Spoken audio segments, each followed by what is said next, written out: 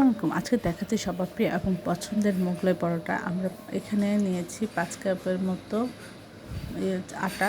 আর আমরা এখানে নিয়ে নিব আধা চামচ লবণ, অর্থাৎ স্বাদ মতো লবণ। আর এখানে 2 চামচের মতো আমরা রান্নার রেগুলার সয়াবিন তেল দিয়েছি।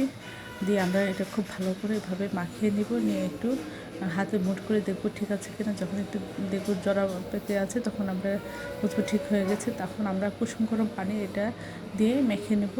তাহলে কুসুম গরম পানিটা দিলে এটা খুব সফট হবে, মিশে যাবে। আমরা আধা ঘন্টা এটা রেস্টে রেখে দেবো। আমরা এখানে কিছু পেঁয়াজ, কাঁচামরিচ নিয়েছি এবং 4টা ডিম এখানে নিয়েছি মোগলাই পরোটা তৈরি করার জন্য।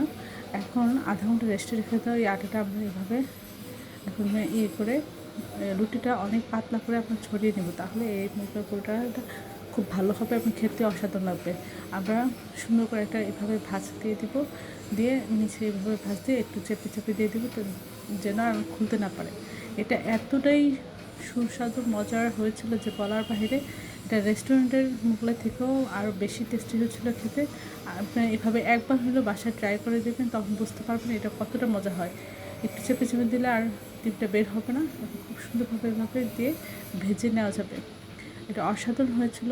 সবাই আমার চ্যানেলটি লাইক করুন, শেয়ার দেবেন, সাবস্ক্রাইব করবেন এবং প্রিয়জনকে বেশি বেশি করে শেয়ার দেবেন। আমার চ্যানেলে সব রকমের রান্নার রেসিপি রয়েছে, আশা করে দেখবেন। আর এই অসাধারণ রেসিপিটা একবার হলেও আপনারা ট্রাই করবেন। আপনাদের বাচ্চাদের টিফিনে বা বিকালের নাস্তায় এটা তৈরি করে নিতে পারবেন খুব সহজে এবং খুব সুস্বাদু এই রেসিপিটি। অসাধারণ হয়েছিল এটি। আশা করি সবাই আমার চ্যানেলটি লাইক করুন, শেয়ার দেবেন, সাবস্ক্রাইব করবেন।